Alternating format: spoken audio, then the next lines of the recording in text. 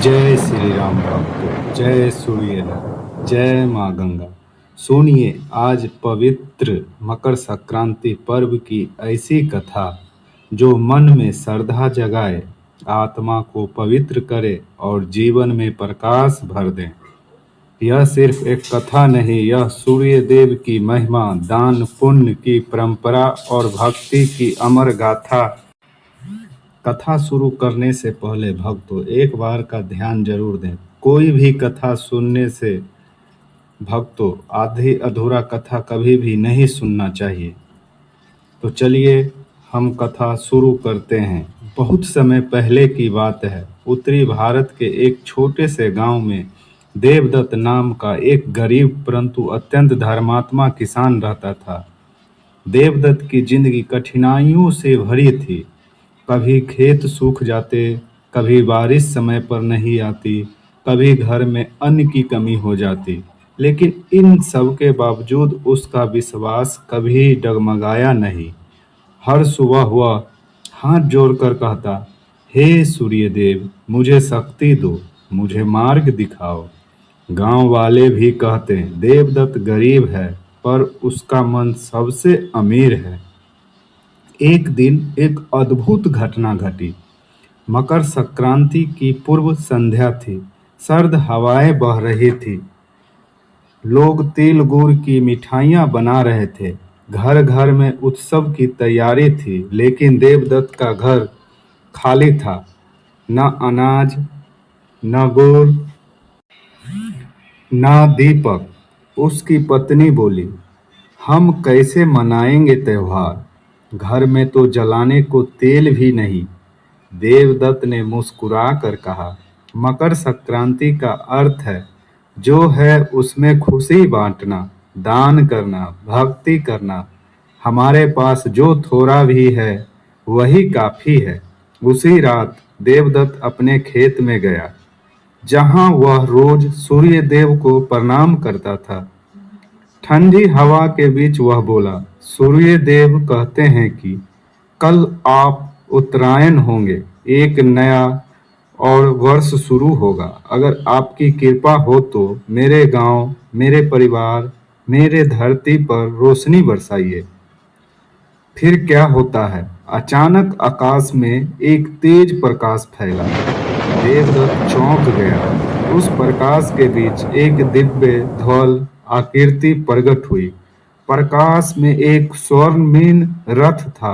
7 घोड़े थे और बीच में स्वयं सूर्यदेव विराजमान थे। देवदत्त घबराकर गिर पड़ा।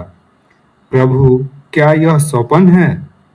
सूर्यदेव बोले, देवदत्त, यह स्वप्न नहीं, तुम्हारी निष्ठा, तुम्हारी सच्चाई, तुम्हारी भक्ति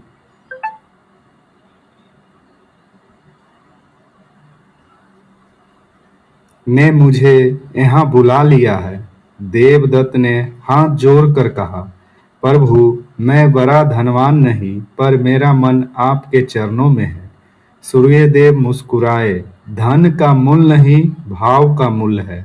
मकर संक्रांति का वह दिन है जब सूर्य मकर राशि में प्रवेश करता है और अंधकार से प्रकाश की ओर यात्रा शुरू होती है। तुम्हारी भी यही यात्रा शुरू होने वाली है।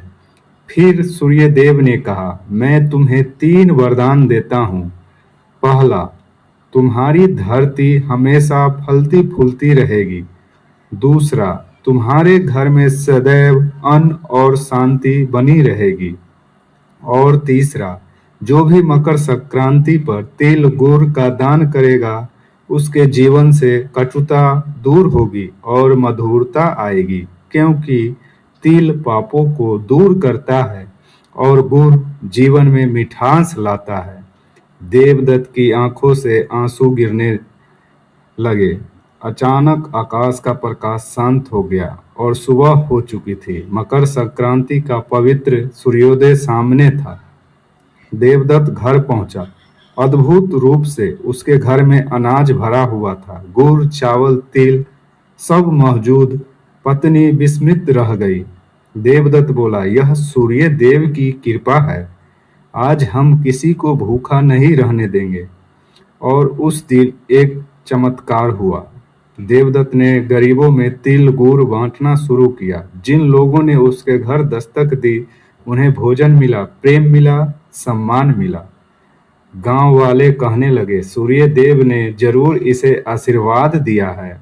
उसी शाम गांव के बुजुर्गों ने कहा, आज से हर वर्ष मकर संक्रांति पर हम तिल गुड़ का दान करेंगे, दीप जलाएंगे और सूर्य देव की पूजा करेंगे। यही परंपरा आगे चलकर पूरे भारत में फैल गई। पंजाब में लोहड़ी, गुजरात में उत्तरायण, बंगाल में पौष पर्व, दक्षिण में पोंगल, असम में बिहू, सब इस सूर्योत्सव के रूप में है। वर्षों बाद भी गांव में कहा जाता था, जहां देवदत्त सूर्य देव की पूजा करता था वहां की मिट्टी आज भी सोना उपजती है। यह कथा हमें सिखाती है कि भक्ति सच्चे दिल से होनी चाहिए, दान बिना स्वार्थ का होना चाहिए और विश्वास कभी नहीं डगमगाना चाहिए, क्योंकि मकर संक्रांति प्रकाश की ओर बढ़ने का प्रतीक है। हे सूर्यदेव, हमारे जीवन से अंधकार दूर कीजिए, हमारे कर्मों में प्रकाश भरिए और हमारे मन में हमेशा प्रेम, मधुरता और दान की भावना बनी रहे।